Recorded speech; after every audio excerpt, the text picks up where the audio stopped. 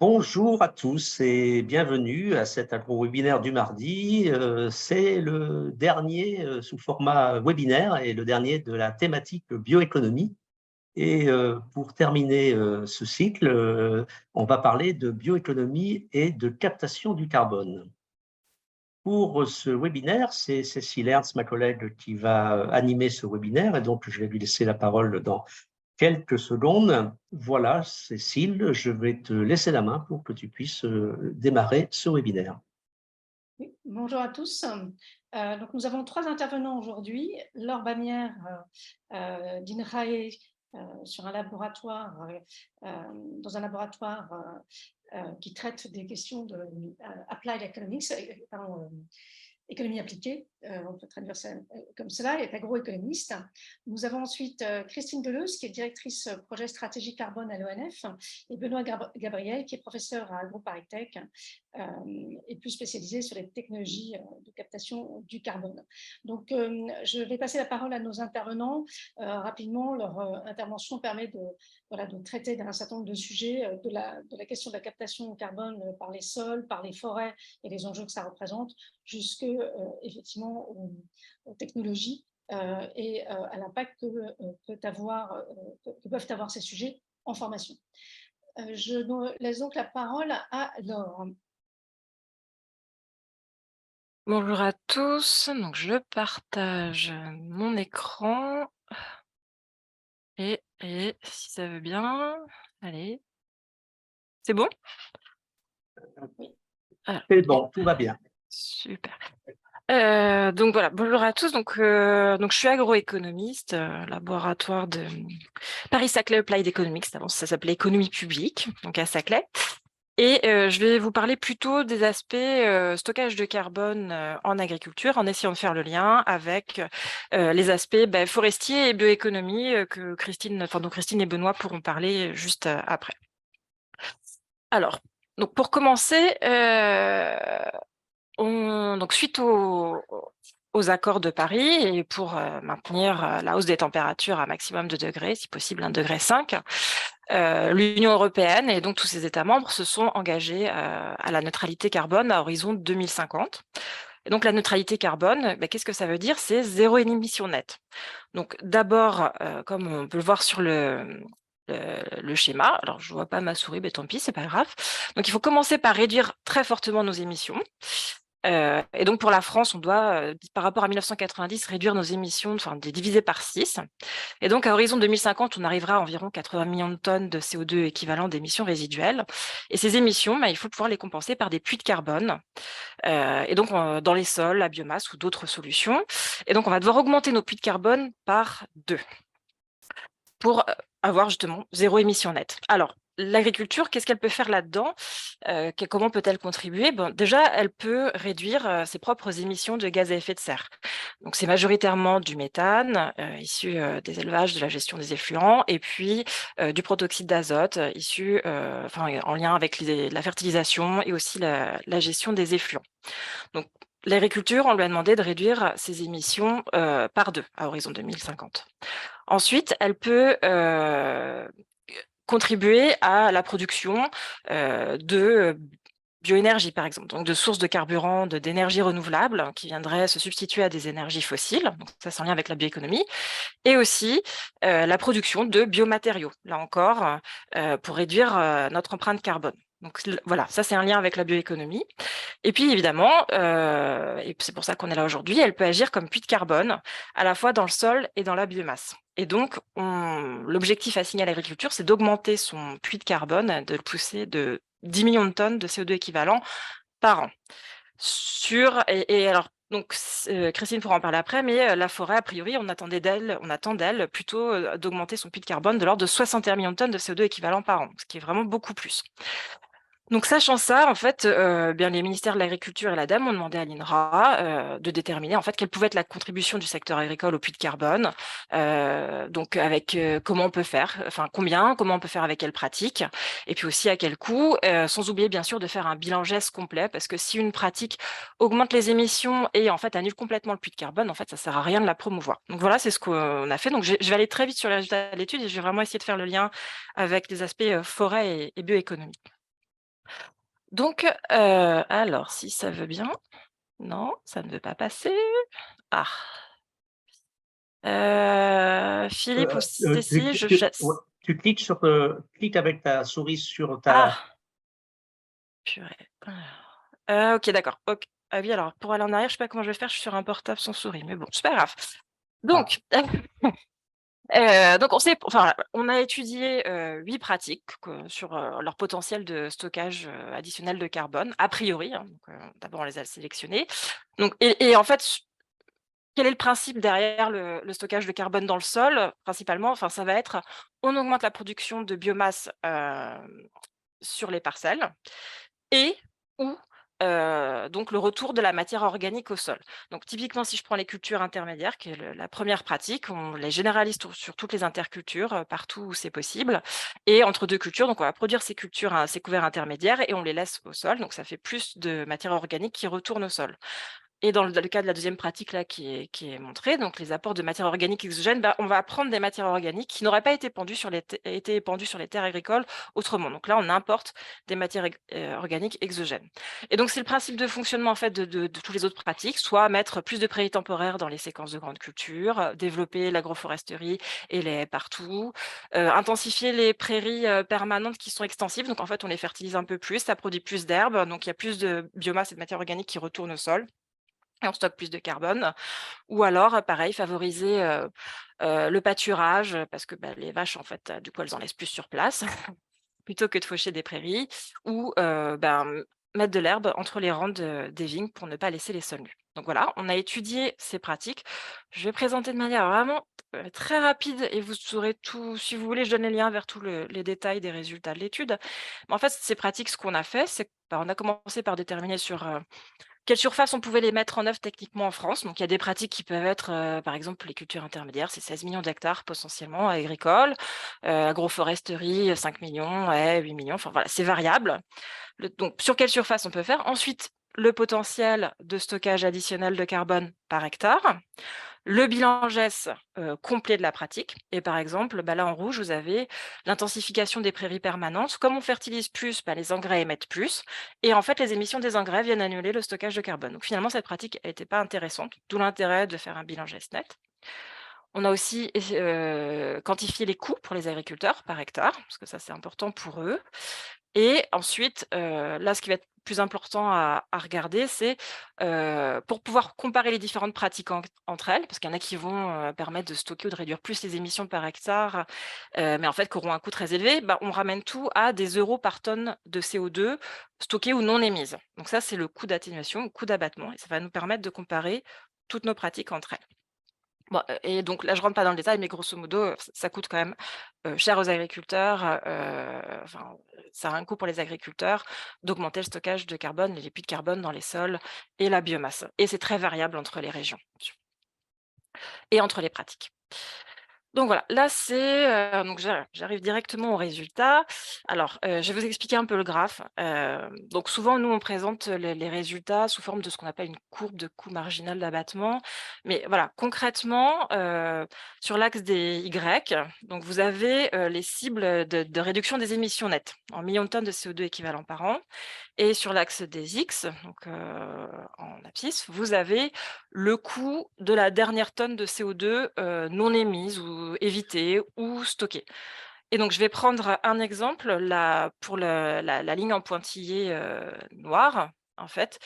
Donc ça correspond à 250 € la tonne de CO2 équivalent. C'est la valeur de l'action pour le climat déterminée fixée par le gouvernement à horizon 2030 pour atteindre la neutralité carbone. Donc ça veut dire que si on a un projet de comment dire, de réduction des émissions de stockage qui a un coût inférieur à 250 € la tonne de carbone, en tout cas, à horizon 2030, il vaut le coup d'être mis en œuvre pour la société en fait, dans son ensemble. Et donc pour ce coût du carbone-là, bah, on peut atteindre, c'est quasiment le maximum en fait qu'on peut atteindre avec toutes nos pratiques, 59 millions de tonnes de CO2 équivalent par an en moins par rapport aux pratiques actuelles en France. Donc on peut réduire les émissions de 59 millions de tonnes de CO2 équivalent et ce que j'ai voulu vous montrer, c'est la répartition. Donc, c'est principalement, elle se fait, on a 53 millions de tonnes qui viennent du puits de carbone additionnel dans le sol et dans la biomasse de manière à peu près équivalente. Bon, ce qui est en soi logique, hein, puisqu'on a quand même sélectionné nos pratiques sur la base de leur potentiel de stockage. Mais en tout cas, vous voyez, c'est quand même très, très, très important. Cela étant dit, ça correspond à environ 13% des émissions totales de gaz à effet de serre françaises récemment. Donc c'est voilà, c'est pas la neutralité. Je veux dire, si on réduit pas les émissions, il va rien se passer.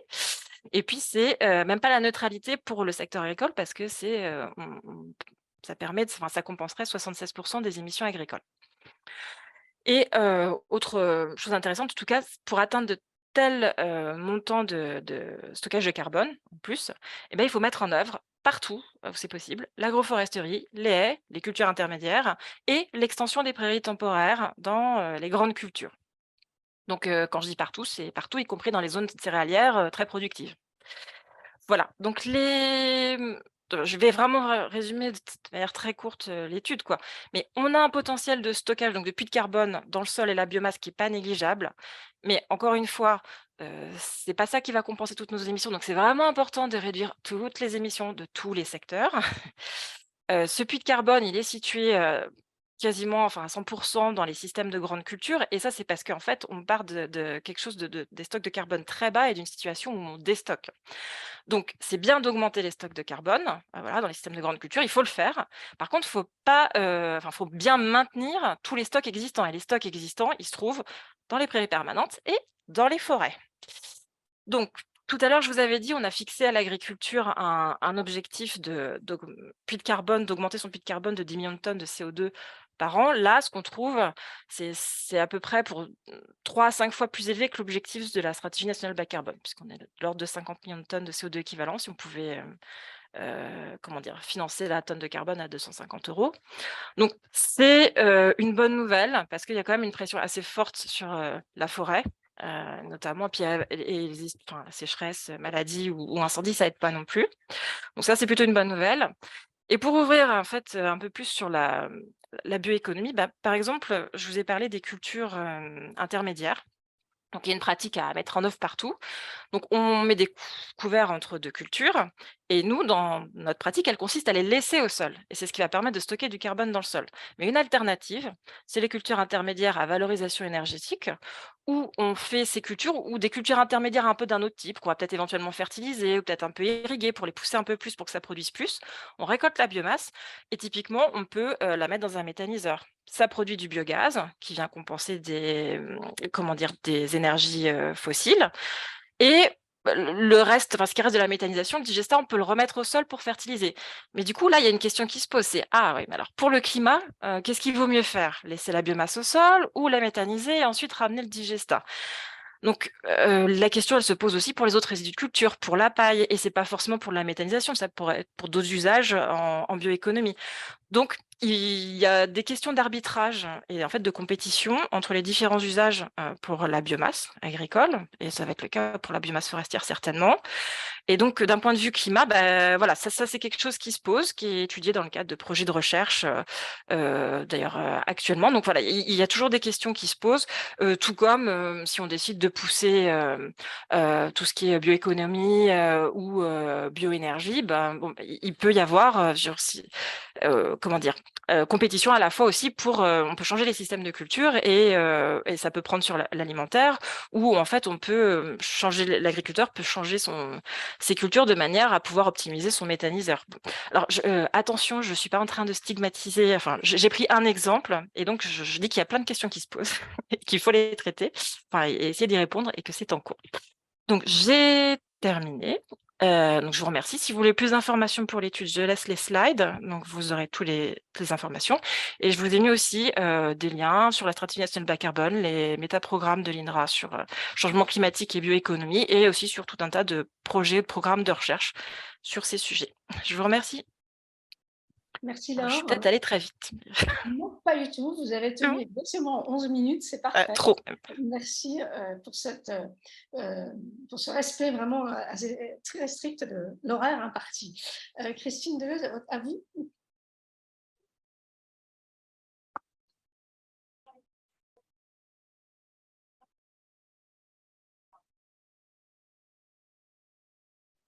Excusez-moi. Est-ce que vous voyez bien mon écran? Oui, non, mais il faut, voilà, c'est celle-là. Voilà. Excusez-moi. J'avais un problème pour retrouver le micro. C'était parti dans un autre coin. Bonjour à tous. Excusez-moi pour cette petite mise en œuvre. Là. Oui, donc je vais prendre la suite de Laure sur cette fois plutôt le carbone forestier. Donc pour réfléchir un peu au bilan carbone de la partie forêt, mais aussi de la filière bois derrière. On réfléchit toujours les deux en même temps. Et je vais vous parler en fait de la synergie qu'il peut y avoir entre adaptation et atténuation. Alors en fait, quelque part, on l'a déjà un petit peu vu dans l'exposé précédent, là plutôt sur la partie agricole. En fait, le bilan carbone en forêt, alors vraiment encore plus en forêt, parce qu'on est sur des systèmes de long terme. Le cycle forestier, c'est plutôt de l'ordre de 100 ans, jusqu'à 200 ans par exemple pour du chêne, un petit peu plus court pour des résineux, mais on est quand même dans le très long terme. Et en fait, la difficulté qu'on a à raisonner le carbone sur ces systèmes-là, c'est un peu une histoire de baignoire qui se remplissent et qui se vident. Donc, j'ai emprunté ce graphe au JPECOFOR et qui vous présente vraiment la difficulté qu'il y a à réfléchir ce carbone. On a finalement une quantité de carbone dans l'atmosphère et c'est ça qui est drastique, qui est vraiment important à diminuer, puisqu'en fait, le GIEC nous dit aujourd'hui que les quantités de carbone qu'il y a dans l'atmosphère sont directement en lien avec la température qui augmente. Donc, plus on a de carbone qui va s'accumuler, de CO2 ou d'autres gaz à effet de serre, plus on va avoir une augmentation de la température. Et aujourd'hui, dans le bilan mondial des gaz à effet de serre, alors c'est bien, c'est complémentaire de ce que vous a présenté Laure, on est environ à 39 gigatonnes de CO2 qui sont émis chaque année et on en a à peine la moitié qui est reséquestrée par le système terrestre, pour moitié, on va dire, dans les océans et pour moitié sur les forêts et les systèmes terrestres. On a la grosse partie, 35 gigatonnes, c'est les combustions des énergies fossiles. Donc, c'est quand même vraiment très important et un petit peu de changement d'usage des terres. Donc, pour la forêt, je vais revenir à la France là plutôt, toute la question, c'est donc de réfléchir à augmenter la pompe ici, le flux ici de photosynthèse vers la forêt, augmenter au maximum le stockage, donc la quantité de carbone stocké dans la biomasse vivante des forêts. Et puis réfléchir aussi à cet autre flux qui va permettre finalement d'apporter du stockage carbone dans les produits bois. Donc, on réfléchit à cet ensemble et puis, on a évidemment les boucles de produits en fin de vie là, qui vont retourner dans le système et puis aussi la respiration, la décomposition, la mortalité. Donc, il y a tout un système de flux qu'on regarde pour faire un bilan. Et le puits, en fait, c'est l'augmentation à la fois du stock en forêt et du stock dans les produits bois. Alors, ce qui est important, ça n'avance pas. Voilà. Ce qui est important, c'est qu'en fait, on réfléchit souvent le bilan forestier avec 3 éléments. C'est augmenter la séquestration dans la forêt, c'est-à-dire augmenter le niveau de la piscine, de la baignoire en forêt. Augmenter aussi les stockages produits bois. Donc, on peut garder plus de carbone dans la partie autour de nous, c'est-à-dire on va faire un choix citoyen de mettre plus de bois dans notre environnement, mettre du bois dans nos habitations, utiliser plus de bois autour de nous. Et puis, la dernière façon de réfléchir le bilan carbone, c'est de voir aussi qu'on utilise du bois, parce que c'est un matériau polyvalent, très intéressant. On utilise du bois à la place de matériaux fossiles et d'énergie fossile. Alors, évidemment, il y a l'énergie, donc on fait du bois bûche à la place, par exemple, du gaz, du charbon, mais on utilise aussi du bois, et c'est là que c'est le plus intéressant, à la place de matériaux fossiles. Par exemple, pour nos constructions, on va pouvoir utiliser des structures bois à la place du ciment. On peut utiliser du bois à la place de l'emballage plastique, etc. Et en fait, c'est un peu l'ensemble de ces contributions qu'on va regarder dans la bioéconomie. Alors, pour aller un peu plus dans le détail de la forêt française, la difficulté, c'est qu'en fait, dans mon schéma précédent, la baignoire, elle est immense, elle est très, très, très grande, elle contient des grosses quantités de carbone, et le flux, il est tout petit. Et le flux, c'est notre puits carbone, c'est notre puits forestier. Donc, voilà les chiffres qui ont été publiés en 2020 par l'inventaire forestier national. C'est lui qui nous donne les références sur la forêt de métropole.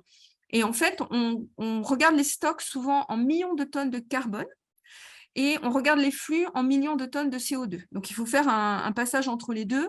on multiplie par 44 entre les deux. Donc, il faut voir que finalement, le CO2 pèse plus quelque part.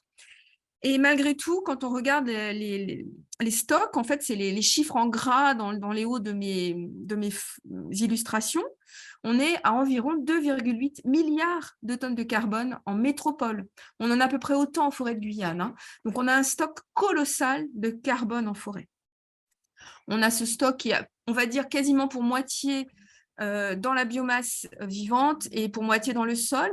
Alors, en fait, on en a plus dans le sol parce que on regarde le sol surtout sur les horizons 0,30. C'est la comptabilisation qu'on a actuellement du carbone.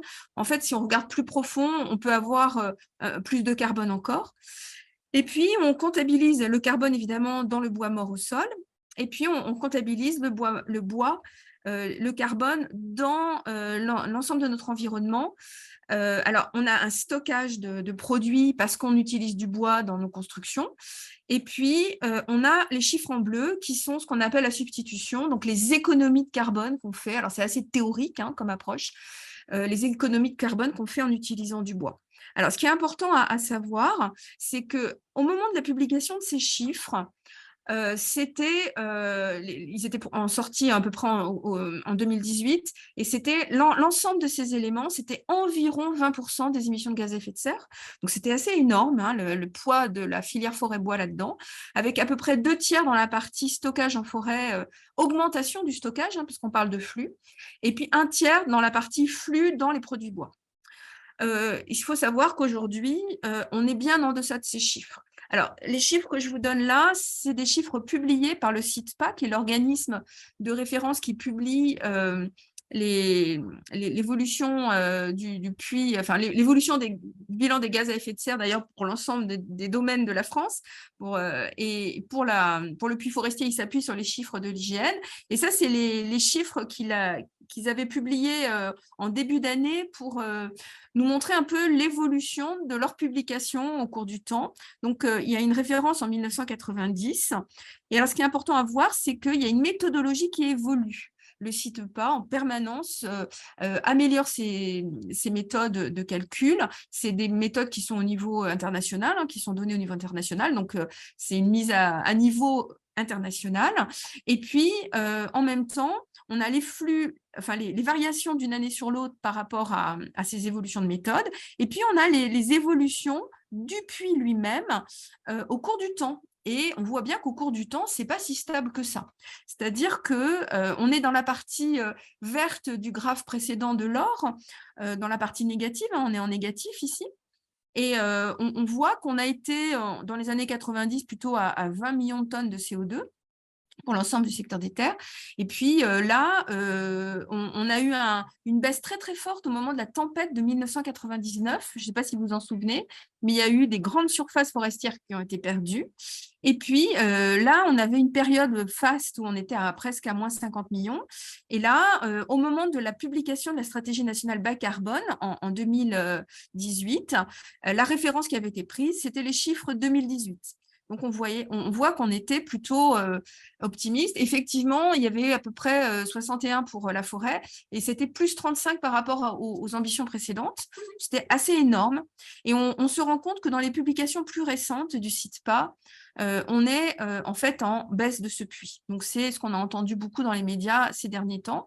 Et cette baisse du puits, c'est parce qu'en fait, on a une baisse du flux, on a une baisse de la croissance, mais on a aussi des accidents. Donc là, on voit qu'on avait l'accident Tempête en 1999. Et là, depuis ces dernières années, depuis 2018 environ, on a d'énormes surfaces qui sont perdues, en particulier par des dépérissements causés par les sécheresses et puis par des attaques de scolites, d'insectes ou de maladies qui sont un petit peu, on va dire, opportunistes, qui profitent de la faiblesse des arbres et qui vont amplifier les dépérissements dus à la sécheresse. Et puis en 2022, on a eu plus de 70 000 hectares perdus par incendie. Alors, on n'a pas de pic parce que pour l'instant, l'inventaire forestier national estime de manière assez moyenne, il faut faire des moyennes de 5 ans pour avoir des chiffres consolidés. Donc, on a une tendance avec un inventaire qui évolue doucement. On n'a pas de pic, mais on a quand même une tendance globale qui est à l'affaiblissement du puits forestier. Alors, si on regarde les chiffres en décalé entre 2005-2013, le flux publié par l'IGN, et puis entre 2012 et 2020, sur des périodes à peu près semblables, on va dire à 10 ans d'écart à peu près, on a globalement une baisse de la production totale, hein, les arbres sont affaiblis, il y a moins de photosynthèse. On a une augmentation très forte de la mortalité, en global, mais pour certaines essences, c'est monstrueux parce que c'est des essences qui ont été très fortement attaquées. On a une augmentation du prélèvement, mais qui est pour partie due à une augmentation des récoltes sanitaires. En particulier, à l'ONF, on fait des statistiques de nos récoltes et on a 50% de nos récoltes ces dernières années qui étaient des récoltes de produits subis, de produits dépérissants, morts qu'on est allé récolter avant qu'ils soient complètement effondrés. Et en tout cas, on a sur 10 ans finalement une baisse de plus d'un tiers du puits forestier. Alors, ce que je voulais vous montrer, c'était aussi vous montrer la dynamique du puits forestier, parce que finalement, on avait l'impression que c'était quelque chose, on va dire, un petit peu, enfin, comment dire, ancré, voilà, c'était très, très fort. Et finalement, en fait, quand on regarde les publications du CITPA qui sont par région, on se rend compte que finalement, c'est assez fluctuant et qu'on a des variations avec la vie un peu des massifs. Donc là, je vous ai mis juste l'extraction de 2 exemples qui sont la région Aquitaine à gauche et la région Lorraine à droite. Donc, c'est le bilan du puits forestier, alors parfois qui devient source, alors on ne devrait pas l'appeler puits, on va dire bilan forestier, pour les régions entières, pour tout ce qui était surface restant forêt. Et en fait, on se rend compte que, par exemple, en Aquitaine, on a eu 2 épisodes marquants. Le premier qu'on voyait déjà tout à l'heure dans les bilans CITPA pour la France entière, le 99, c'est la tempête, alors avec une récolte des arbres abîmés pendant 2-3 ans. Et puis en 2009, ils ont subi une deuxième tempête qui est très marquée en Aquitaine. Et on se rend compte qu'en fait, à ces 2 périodes-là, on a le 0 qui est à ce niveau-là, je ne sais pas si vous voyez ma souris, mais on a des sources très fortes de carbone au moment de ces crises. Et puis, depuis la reconstitution de ces massifs, maintenant, l'Aquitaine est vraiment un puits forestier à nouveau, même assez fort parmi les autres régions, et bien plus fort que ce qu'il n'était avant ces épisodes de crise. En Lorraine, c'est un petit peu différent. C'est un massif assez énorme, la Lorraine, le massif forestier. On a eu un impact très fort de la tempête en 99. On était presque à l'équilibre avant cette tempête. On est redevenu un puits forestier après. Et on voit qu'avec les scolites, parce que la région Grand Est est très fortement impactée par les dégâts des insectes scolites, on a à nouveau une tendance à devenir un puits forestier, une source forestière, une source de carbone. Alors, pour terminer, en fait, et c'est là que je vais vous parler de synergie avec l'adaptation. En fait, pour la forêt, alors je ne vous parle pas du bois, parce qu'il y a aussi des enjeux dans la filière à mieux valoriser le bois dans des produits à plus longue durée de vie. Il y a des enjeux de recyclage. Il y a énormément de leviers dans la filière bois pour augmenter la séquestration, le stockage de carbone dans les produits bois. Il faut savoir qu'il faut vraiment continuer ce travail-là et en tant que citoyen, on a tous un rôle à jouer dans ce truc-là. Mais moi, ce que je voudrais vous dire pour terminer, c'est que pour faire de l'atténuation, donc pour augmenter finalement le pompage de carbone de l'atmosphère et avoir un rôle un peu rétroactif sur le climat, en fait, il faut comprendre que le système forestier, pour l'instant, le gros enjeu qu'il a, c'est de s'adapter au changement climatique. Et donc, en fait, finalement, on a une boucle complète entre l'adaptation de notre système forestier au changement climatique et l'atténuation. Je vous ai mis ici le graphe du GIEC avec différentes prospectives suivant des scénarios plus ou moins pessimistes. Et donc, c'est donné en augmentation de température pour l'ensemble du globe, sachant que typiquement sur le système, au niveau terrestre et puis au niveau d'ailleurs tempéré Europe, on est plutôt à 1,5 degré ou 2 degrés au-dessus. Hein, donc, on voit qu'on est sur des augmentations de température très conséquentes pour les scénarios les plus pessimistes. Et en fait, si aujourd'hui on renouvelle un peuplement, on voit que sur le temps long, eh bien, nos arbres, même le pin maritime, hein, qui est une des essences qui a la plus courte révolution, au moins en termes de récolte complète, on voit que tous nos systèmes vont subir complètement les changements climatiques et les augmentations de température. Donc, en fait, le gros de notre travail aujourd'hui de forestier, c'est de se dire, OK, on va faire de l'atténuation, mais le premier enjeu, c'est déjà d'analyser la vulnérabilité de nos peuplements et de les rendre plus résilients. À droite, vous avez une analyse qui a été faite en pourcentage de surface par essence. Donc ça, c'est nos essences principales. Et on a regardé, par rapport à ces évolutions climatiques, on a regardé les niches de compatibilité climatique en regardant surtout le déficit hydrique et le niveau de température qui correspond à ces essences en termes de niche actuelle. Et on se rend compte, en fait, parce qu'en jaune, en fait, on est déjà incompatible dans les scénarios à plus 4 degrés. Donc, on voit quand même que dans l'horizon temporel, on doit regarder tout ce qui est jaune déjà, et on se rend compte qu'on a bien plus de la moitié de nos massifs pour les principales essences qui sont menacées aujourd'hui. Alors, soit à court terme, c'est des zones plutôt oranges, soit à moyen terme, mais on a un enjeu de renouvellement avec des essences qui sont plus résistantes, ou en tout cas de remonter des essences du sud vers le nord. Donc, en termes de conclusion, ce que je voudrais vous dire, c'est que pour nous, l'essentiel de la réflexion sur le bilan carbone, c'est vraiment de faire des choix d'adaptation et de choix d'essences qui vont être plus résilientes. On va essayer de mieux valoriser les essences présentes. Il y a un énorme enjeu, par exemple, de mieux valoriser nos feuillus dans les produits bois. C'est toujours des enjeux qui sont existants depuis plusieurs années, mais il y a un gros travail à faire. Et puis, nous, on est sylviculteurs, on fait de la gestion à destination plutôt de bois d'œuvre. Donc, on veut continuer ce travail-là parce qu'on peut avoir des produits à plus longue durée de vie. Et puis, je vous ai déjà évoqué les leviers qui existent dans la filière, que je n'ai pas présenté, mais recyclage et puis allongement des produits et de fin de vie des produits, c'est vraiment des enjeux cruciaux pour le bilan carbone. Voilà, je vous remercie. Merci Laure. Eh bien, nous passons la parole à Benoît. Merci Cécile, bonjour à toutes et à tous. Donc, alors je vous rassure, je vais être assez bref, j'ai pas de diapo. Je suis chargé en fait de vous donner un éclairage sur les aspects formation. Donc, une formation que je vois depuis ma fenêtre, on va dire à AgroParisTech, plus largement à Paris-Saclay, puisque je pilote une graduate school où justement on parle de bioéconomie et de climat. De la fenêtre d'à côté, puisque j'enseigne aussi à l'Institut Polytechnique de Paris, donc qui est juste à côté du campus où je suis. Et on a aussi un réseau européen en bioéconomie qui s'appelle l'EBU, l'Université européenne de bioéconomie, dont AgroParisTech fait partie. Et on trouve aussi des gens connus comme Wageningen, beaucoup à Vienne en Autriche ou l'Université de Bologne.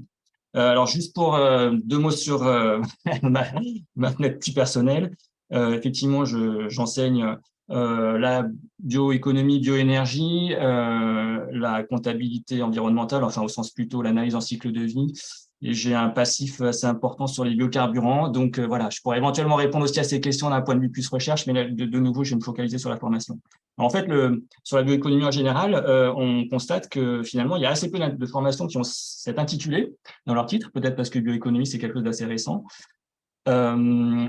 Finalement, voilà, nos étudiants en font certainement sans savoir, parce que pour nous, en tout cas dans l'Alliance BU au niveau européen, la bioéconomie, c'est pas uniquement les biomatériaux et la bioénergie, nos dons alimentaires, c'est aussi en fait l'alimentaire. Donc, on regarde en fait l'économie et le changement vers une économie basée sur des ressources biologiques de façon plus large. Et là, on voit que ça correspond à un grand nombre de formations. Néanmoins, pour revenir à la définition, au sujet d'aujourd'hui, donc les puits de carbone, en discutant avec Cécile là, quand on préparait ce webinaire, en fait, je me suis fait la réflexion qu'il y avait très très peu de formations qui abordaient ce plan. Alors, je suis peut-être dans la forêt, je pense que Christine Deleuze pourra compléter. Moi, je vois plutôt la partie agricole, mais c'est vrai que voilà, on n'a pas de module de formation qui s'appelle captation du carbone, par exemple. Donc, or, effectivement, comme l'a dit Laure au début, ces technologies à émissions négatives dont font partie le stockage dans les sols ou dans la biomasse, mais il y a aussi d'autres technologies en fait issues du vivant. C'est vraiment majeur puisqu'on en a absolument besoin si on veut rester dans les objectifs climatiques actuels. Dans le rapport de 2018 sur les scénarios 1,5 degré, on faisait par exemple énormément de bioénergie avec captage du carbone, ce qu'on appelle BECCS en anglais. BECCS qui est très peu enseigné. Moi, je ne connais pas de formation où on parle vraiment de BECCS, par exemple. Or, on a des objectifs normalement très importants. On peut aussi parler, en plus de ce qui a déjà été évoqué, de l'érosion accélérée minérale pour capter du CO2 et en faire des carbonates, restaurer des mangroves, appliquer du biochar, donc un produit de pyrolyse de la biomasse sur les sols pour stocker du carbone, etc. Donc, en fait, on a tout un panel, mais force est de constater qu'il est assez peu présent dans l'enseignement. Je dirais qu'il est essentiellement cantonné à des travaux de groupe. Donc, moi, je fais travailler les étudiants sur les mangroves ou BECCS, par exemple, en marge d'un cours que je fais à Polytechnique sur la bioénergie, en gros, et la bioéconomie. On parle aussi de plus en plus de solutions fondées sur la nature, et le GIEC, dans son rapport en 2019 sur climat et usage des terres, parlait de ces solutions aussi en termes de puits de carbone. Voilà, ceci dit, dans la formation actuellement, c'est quand on parle de solutions fondées sur la nature ou nature-based solutions en anglais, en fait, on parle essentiellement de gestion de l'eau dans les villes, du risque d'inondation, de la pollution atmosphérique, de l'îlot de chaleur, etc. Donc, en fait, on parle assez peu de puits de carbone. Donc, pour finir, je dirais qu'en termes de formation, c'est finalement soit les doctorants qui sont formés à ça, et les doctorants de l'Institut Ceylan qu'a mentionné Laure tout à l'heure, à Paris-Saclay, voilà, ont travaillé sur le stockage de carbone dans les sols ou sur bioénergie avec capture du carbone. Il y a aussi des stagiaires, bien évidemment. Donc là, on voit qu'il y a quand même une demande qui travaille, par exemple, sur les crédits carbone liés au stockage de carbone dans les sols. Je suis un apprenti là-dessus. Voilà. Mais c'est vrai qu'il y a peu de choses, en fait, dans les cursus. C'est pas formalisé. Et je suis allé rapidement voir en termes de cours en ligne, donc de MOOC. Donc, il y a le MOOC, l'excellent MOOC Sol et Climat que Philippe Prévost connaît bien, qui a même été suivi, par exemple, par les étudiants du cycle ingénieur d'AgroParisTech, qui m'en ont parlé. Mais voilà, il n'y a pas beaucoup d'autres choses, en fait. J'ai vu un peu sur la forêt et voilà, sur Coursera, enfin, sur les grandes plateformes, il n'y a pas grand-chose. Donc après, le dernier point, ça serait, pourquoi on parle de formation, c'est qu'en fait, il faudra des compétences spécifiques pour mettre en place ou faire augmenter même les puits de carbone. Donc de nouveau, je pense que sur la forêt, c'est déjà relativement structuré, ça existe. Pour le reste, notamment ce qu'a évoqué Laure, alors on a aussi, il s'agit pas mal d'agronomie, on a aussi bien sûr pas mal de connaissances formalisées qui peuvent être enseignées et qui le sont dans certains parcours, mais sur les autres, finalement, je dirais que ça reste à construire. Alors, on a une fenêtre intéressante en ce moment, puisqu'il y a des réformes en cours, par exemple, sur notre cursus ingénieur à AgroParisTech, les processus d'accréditation des masters qui redémarrent, enfin, qui sont réguliers et qui démarrent pour ce qui concerne Paris-Saclay en ce moment. Il y a aussi des projets qui vont un peu plus loin sur compétences et métiers d'avenir, qui traitent de bioéconomie et d'agroécologie. Donc, je pense que là, on devrait en sortir des portefeuilles de compétences intéressants à intégrer dans les parcours de formation, sachant qu'il faudra des compétences interdisciplinaires. Il y aura de l'agronomie, des sciences de l'environnement, bien sûr de la forêt, de l'ingénierie des processus, les procédés, les chaînes de valeur, la logistique, l'évaluation environnementale, arriver à tracer le carbone dans tous nos systèmes et être sûr qu'on a des puits de carbone, c'est pas simple. Il peut y avoir des effets de bord ou au rebond, etc. Voilà. Et donc, le point pour finir, c'est que finalement, c'est des connaissances. On voit bien, Laure a dit tout à l'heure sur des questions essentielles comme qu'est-ce que je fais du carbone, que je fais des cultures intermédiaires, est-ce que je le valorise, est-ce que je le méthanise ou est-ce que je le laisse dans le sol? Des questions assez essentielles, finalement, on en est encore à la recherche. Donc, il reste à formaliser, à synthétiser tout ce corpus et j'espère que ça sera assez rapide pour en faire des connaissances enseignables et qu'on puisse intégrer dans les formations. Donc, voilà ce que je voulais vous dire. Je vous remercie.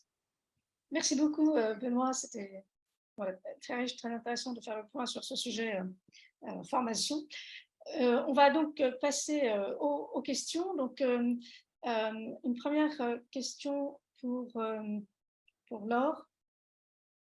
Alors, là, vous avez répondu déjà à quelques questions. Là, j'en ai donc une qui porte sur le biogaz. Le biogaz est considéré comme neutre, préférable au motif que la biomasse au sol se dégrade et libère des gaz à effet de serre par décomposition. Que répondre? Alors, je demanderai certainement de l'aide aussi à Benoît si je n'ai pas répondu à cette question. Alors, je suis pas spécialiste de tout, loin de là. Cette étude était énorme. Et là, honnêtement, c'est une source d'énergie renouvelable. Et effectivement, il faut faire un bilan geste complet. Mais moi, personnellement, je n'ai pas la réponse. Je ne sais pas si Benoît, tu as un élément à… Oui, merci. En général, le biogaz a un bilan cycle de vie très favorable, hein. Quand on compare au gaz naturel, il n'y a pas vraiment, il y a pas vraiment de comparaison. Enfin, on économise des gaz à effet de serre. Après, c'est vrai que ça dépend beaucoup de ce qu'on met dans le méthaniseur aussi. Mais c'est pour ça qu'en France, on met beaucoup l'accent sur les CIVE là, que tu as mentionné, Laure. On préfère ne pas mettre de maïs, comme ça a été pas mal le cas en Allemagne, pour des raisons aussi de compétition d'usage des sols. Mais oui, non, la méthanisation, c'est un peu une des voies bioénergie. Il y avait aussi des questions sur les biocarburants tout à l'heure, où c'est beaucoup plus compliqué. Là, je serai un peu plus, enfin voilà, la réponse sera un peu plus longue, mais sur la méthanisation, il n'y a pas de problème en termes d'économie de GES et sur le fait que ça doit faire partie de notre stratégie de décarbonation. Merci Benoît. Une autre question. Alors, une question sur les boissons gazeuses et le rapport avec les émissions de CO2. Donc, pour diminuer les émissions de CO2, pourquoi n'interdit-on pas les boissons gazeuses comme le cidre, la bière, le mousseux, etc. Donc, est-ce que vous avez une réponse à ça? Oui. Oui, je peux pas toucher deux mots. J'étais très surpris en discutant avec un ami qui est chez Air Liquide de savoir qu'on allait chercher du CO2 dans des couches géologiques, du CO2 fossile, pour mettre dans les boissons gazeuses. Effectivement, c'est un peu un non-sens quand on cherche à réduire nos émissions. Et donc, en fait, là, il y a une voie type bioéconomie qui consiste à capter le CO2 des fermentations, des procédés de fermentation, notamment du bioéthanol ou d'autres procédés, pour l'utiliser. Donc, c'est pas capture et stockage du CO2, c'est capture et usage du CO2. Bon, ce qui permet d'avoir du CO2 qui a déjà normalement qui est biogénique, donc qui n'a pas d'empreinte. Donc ça peut être une réponse. Et l'industrie du gaz est quand même assez intéressée en fait aux procédés, par ces procédés qui produisent du CO2. Alors bien sûr, ça ne fait pas des puits de carbone, mais bon, ça économise au moins du carbone fossile. D'accord, merci Benoît. Comment se fait-il qu'on abandonne de gros arbres morts dans les forêts alors qu'on abat les arbres bien vivants pour faire des granulés? Oui, alors les arbres morts, en fait, souvent, justement, ils sont gros, effectivement. On en laisse une partie en forêt. Il y a des indicateurs importants à faire, à suivre, parce qu'ils sont nécessaires à la biodiversité. Donc, en fait, on a, en particulier en forêt publique, mais même c'est vrai aussi en forêt privée, on fait très attention à avoir régulièrement des habitats pour la biodiversité. Et on a besoin de tout un gradient. Donc, vous voyez peut-être moins les petits arbres morts ou le bois mort au sol, qui sont aussi nécessaires pour cette biodiversité. Mais on laisse des très gros morts parce qu'ils vont être importants pour l'accueil de toute une faune. Voilà. Donc, c'est vraiment essentiel. Et ce n'est pas trop un enjeu carbone parce qu'on n'en laisse quand même pas des tonnes non plus. Donc, c'est… Voilà. Merci. Alors, quelqu'un dit effectivement qu'il est surpris par les chiffres que vous avez donnés sur la Nouvelle-Aquitaine. Les pratiques sylvicoles n'influent-elles donc pas sur le puits carbone ou bien ne prend-il pas en compte le carbone stocké dans les sols? Alors, c'est vrai que les chiffres que j'ai montrés, c'est des chiffres du site EPA qui, pour l'instant, ne prend pas en compte le bilan carbone des sols parce qu'ils ne sont pas trop capables de le faire, en fait. Hein, c'est un problème méthodologique qui est compliqué. Ils veulent le faire à partir de 2028, je crois. C'est l'obligation réglementaire à partir de 2028. Donc, dans les chiffres que j'ai montrés, c'est plutôt un bilan, effectivement, de la biomasse vivante avec les racines. Hein, il y a quand même la prise en compte des racines. Et en fait, le bilan des sols par-dessus, en fait, c'est assez stable, la partie carbone dans les sols forestiers. Et l'enjeu, c'est de ne pas en perdre au moment du renouvellement et au moment de l'installation d'un nouveau peuplement. Alors, ce qui se passe effectivement en Aquitaine, on va dire qu'il y a certaines pratiques qui sont sans doute assez importantes, enfin assez dynamiques, mais de toute façon, c'est des sols assez sableux et où il y a un faible stockage dans cette partie-là. Mais de toute façon, on a des méthodes, on peut faire un travail localisé du sol pour protéger le stock de carbone dans les sols. On n'a pas un enjeu très fort d'augmenter ce carbone dans le sol forestier parce que les dynamiques sont extrêmement lentes. Mais par contre, on a un enjeu d'avoir des pratiques qui n'en perdent pas. Voilà. Merci. Alors, une question. Alors, les biocarburants produits dans le présent et le futur par l'agriculture afin de compenser la fin de l'usage des hydrocarbures comme combustibles fossiles sont-ils décarbonés en tant que source d'énergie utilisée?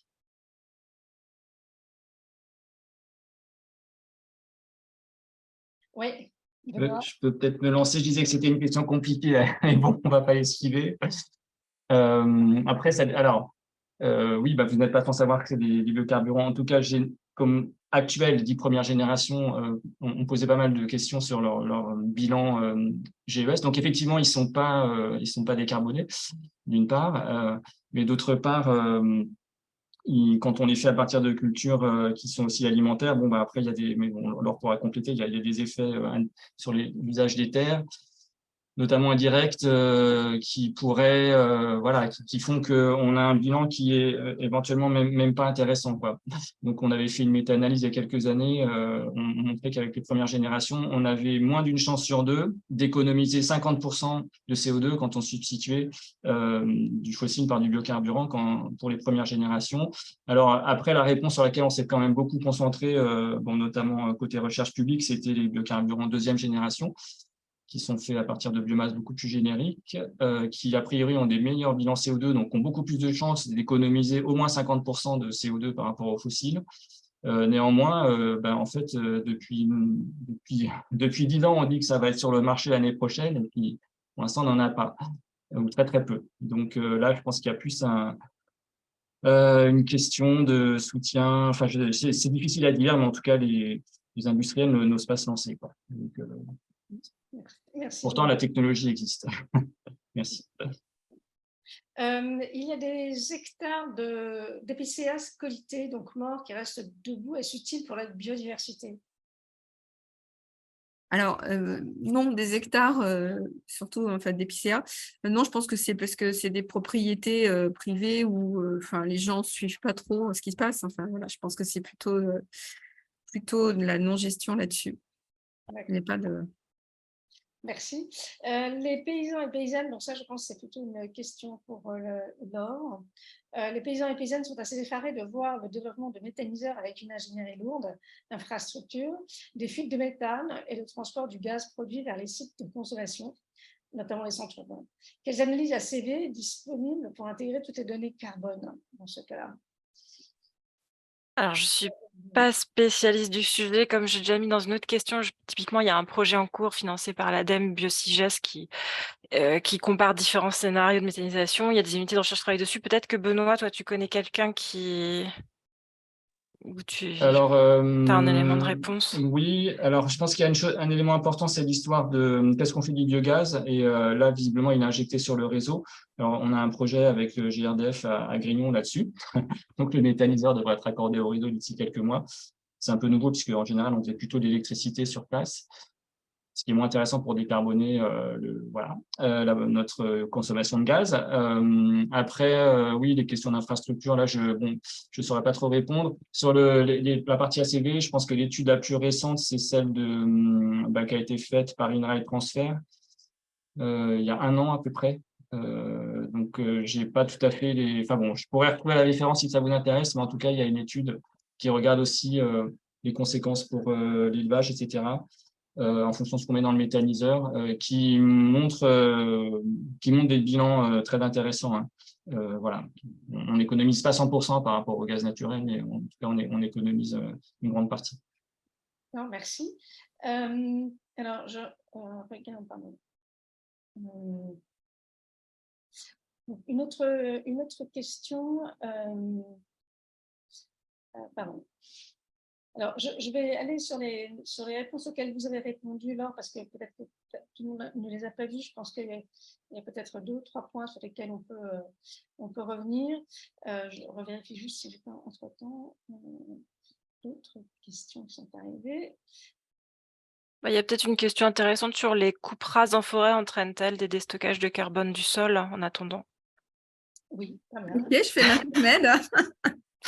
Donc, je fais l'intermède sur les coupes rases. Alors, ce qui se passe quand il y a des coupes en forêt et que le sol est mis à nu, en fait, c'est qu'il y a un risque de minéralisation de la matière organique qui est présente dans les couches supérieures du sol. Et en fait, le problème qui se passe, c'est que s'il n'y a pas de végétation qui est là, il peut y avoir un risque de perte de lessivage de cette minéralisation. Donc, on a effectivement un risque de perte de carbone global. Et donc, en fait, la question, elle n'est pas, comment dire, oui-non en global, elle est vraiment dans les conditions dans lesquelles c'est fait. C'est-à-dire que si c'est fait sur des grandes surfaces où il n'y a pas de… Surtout s'il n'y a pas de végétation et pas de régénération présente, par exemple, si on a une coupe qui est faite au moment d'une coupe sanitaire, on parlait des épicéas scolytés. Donc, si les épicéas, ils n'ont pas été éclaircis parce que voilà, ils sont restés, une fois qu'ils sont scolytés, ils sont restés sur pied. Mais avant, ils n'avaient pas été éclaircis, donc c'était totalement noir dessous. Il n'y avait pas une miette de végétation dessous. Effectivement, au moment où ça va être coupé, il va y avoir mise en lumière, pas de végétation pour récupérer, et là, il y aura une perte évidente de carbone. Si on fait une coupe alors qu'il y a une régénération acquise ou il y a une végétation présente importante, là, il va y avoir un relais, il va y avoir un cycle qui va se faire et le carbone va rester en local. Donc après, il y a des méta-analyses qui montrent qu'il y a une petite perte en global parce que sur l'ensemble des analyses, il y en a quelques-unes comme ça qui sont assez, comment dire, mauvaises parce qu'il y a pas de, il y a perte directe et puis d'autres qui sont correctes. Donc l'enjeu, c'est surtout de comprendre pour ne pas arriver à ce moment-là de perte. Voilà. Merci Laure. Est-ce que les… Alors ça, c'est une question qui a été répondue déjà, mais je la reprends quand même. Est-ce que les pratiques de coupe rase en forêt entraînent des déstockages de carbone du sol? C'est la même question, là. C'est moi qui… Déstockage ou perte de carbone, c'est la même question. Exact. Ouais. Et pour le coup, lorsqu'on plante des arbres, parce que je continue là sur la partie stockage linéaire, peut-être. Je ne sais pas si c'est du stockage dans le sol ou si c'est du stockage aérien. Mais en tout cas, les dynamiques dans le sol sont très, très lentes. Elles ne sont pas linéaires. Et sinon, les dynamiques dans la biomasse vivante ne sont pas linéaires, sont plus rapides, mais ne sont pas linéaires. Oui, Cécile, concentre-toi sur les questions ouvertes parce que c'est moi qui fais le tri au fur et à mesure pour que tu vois clair. Du coup, c'est vrai que je suis un peu perdue. Alors, je reprends les questions ouvertes.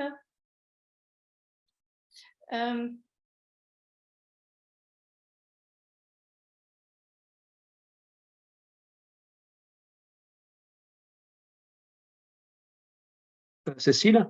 Oui, mais Oui. je suis en train de balayer. Il y en a une de Arnaud Joulin en termes de débouchés non alimentaires. Que peut-on attendre en termes de captation de carbone, substitution de filières de biocarburants de deuxième génération et de la chimie verte? Peut-être là, Benoît, peut-être une approche plus large de la bioéconomie.